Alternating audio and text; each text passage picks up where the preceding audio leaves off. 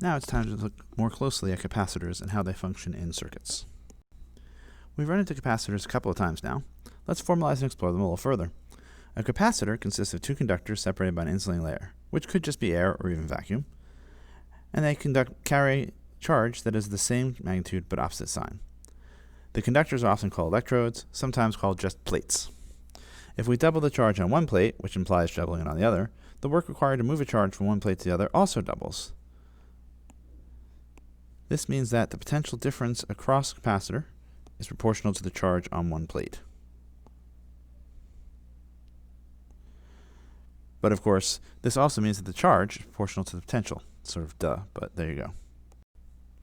We use this to define something called the capacitance, usually symbolized by C, as C is Q over V. That is, the capacitance is how much charge per volt can you store on the capacitor. Usually this is remembered as Q equals CV because technologically it's usually easy to control the voltage, and we use this to get a certain amount of known charge.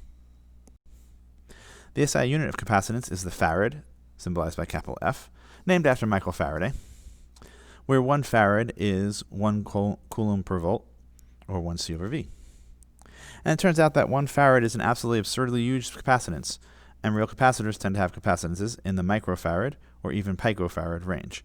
That's because, of course, a coulomb is a huge amount of charge, and so it's unusual to have a thing that can hold a whole coulomb of stuff. We can charge a capacitor by connecting it to a battery or other source of EMF. Charge flows from one plate in the battery and then to the other plate, and this will keep going until the plate has enough charge that it can repel new charges. At that moment, the capacitor has the same potential as the battery. We might visualize this as the positive electrode pushing off some positive charge, and then that positive charge pushes an electron or other negative charge off the plate, which is why they stay equal in magnitude, and they get pushed here. And then more charges are coming out, but as they come out, they're coming against more and more positive charges, so it gets harder and harder for them to make it there. And there comes a point when the backward pressure from all these positives that don't want any more negatives coming out balances what's coming out of the battery, and then they're at equal potential. Most importantly, though, if the battery is then removed, the capacitor remains charged. In other words, there is no longer a conductive path here, so these charges can't go anywhere. They would love to get to this plate, but they can't cross the vacuum, and they can't move this way because there's no wire. And so the voltage on the capacitor will remain equal to what the battery EMF had been.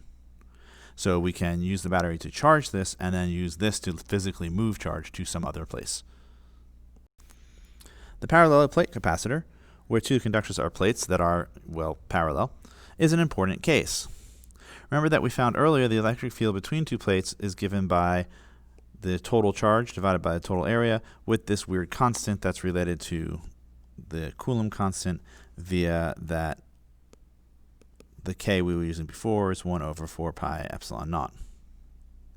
But we also know that the field connects to the potential difference because since the field is constant, it's just potential difference divided by the distance between the plates.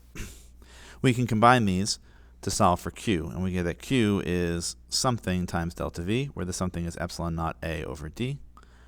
And since capacitance, remember, was defined that way, we find that the capacitance is simply epsilon naught A over D. We also see that no matter what the geometry of a capacitor is going to have units that are epsilon naught times a distance. This, by the way, implies that the units of epsilon naught are farads per meter, which can be useful when working with capacitors. Can we make sense of the various dependencies here? Well, why does a capacitor have only a certain amount of charge? Because the charges on, say, the positive plate repel any new positive charges that are trying to join them. If you make the plates larger by increasing A, there's more room for the existing positive charges to spread out, so they are less effective at repelling new positive charges, so we can pack more in. And that's why the capacitance goes up if the area goes up. For a given voltage difference, we can just cram more charges on because they can spread out more. On the other hand, if we reduce the separation, the negative charge on the other plate, so if you think about it like this, here's our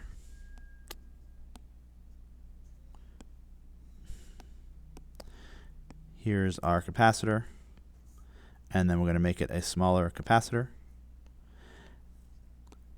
And in general, we have sort of negative charges here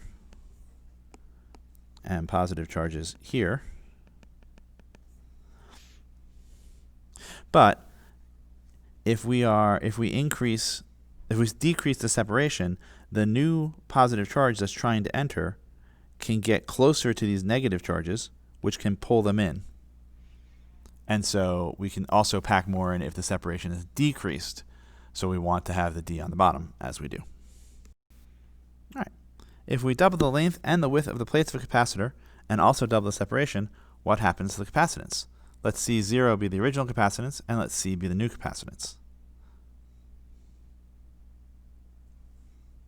Well, of course, we go back to that it's a factor times A over D. I guess we can call that C0.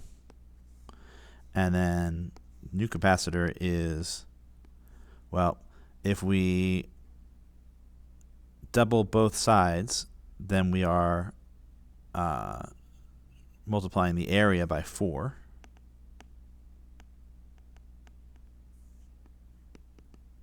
And if we double the separation, we're multiplying it by D.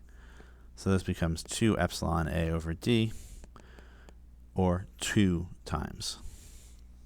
We get more capacitance because we've got a bigger plate, but we brought them closer together. If we put them further apart, it means we can't store as much charge on them. The positive plates are more effective at repelling the new coming positive charges because the negative charges don't shield them as well.